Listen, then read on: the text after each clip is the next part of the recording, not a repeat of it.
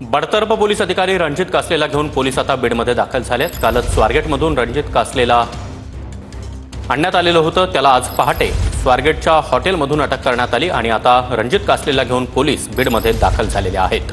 बीड पोलिसांनी पहाटेच्या सुमारासच पुण्यातून रणजित कासलेला अटक केलेली आहे आणि आता त्याला बीडमध्ये आणण्यात आलं। दरम्यान रणजित कासलेला आता पोलीस खात्यामधून बडतर्फ देखील करण्यात आलेला आहे। संभाजीनगर पोलीस महानिरीक्षकांनी ही कारवाई केलेली आहे आणि आता बीड पोलीस रणजित कासलेला घेऊन बीडमध्ये दाखल झाले आहेत। त्यामुळे आता रणजित कासलेवर काय कारवाई होते, कुठल्या कलमांअंतर्गत त्याच्यावर गुन्हा दाखल होतो हे पाहणं महत्त्वाचं असणार आहे। मात्र आता बीड पोलीस हे रणजित कासलेला घेऊन बीडमध्ये दाखल झाले आहेत।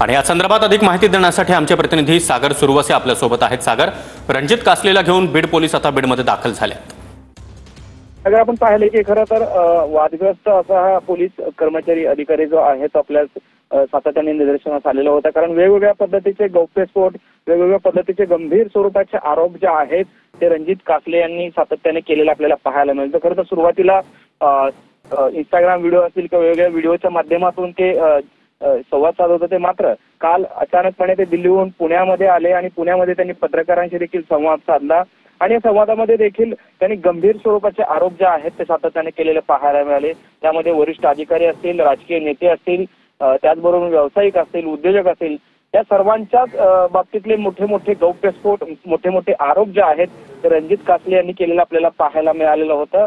आणि त्यानंतर पोलिसांना तो शरण देखील आल्याचं चित्र आपल्याला पाहायला मिळालं। खरं तर पुणे पोलिसांच्या शरण तो त्या ठिकाणी जाणार होता, मात्र पहाटेच्या सत्रात बीडच्या पोलिसांनी जे आहे त्याचा ताबा घेतल्याचं देखील चित्र आपल्याला पाहायला मिळालं। त्यामुळे एकंदरीतच अतिशय वादग्रस्त असा हा अधिकारी जो आहे तो या ठिकाणी असल्याचं पाहायला मिळतं आणि त्याच पार्श्वभूमीवरती आता नक्की कशा पद्धतीचे वेगवेगळ्या पद्धतीचे दावे त्याने जे आहेत ते केलेले आहेत, त्यामध्ये वरिष्ठ अधिकाऱ्यांचे देखील त्याने नावं घेतल्याचं आपल्याला पाहायला मिळत होता।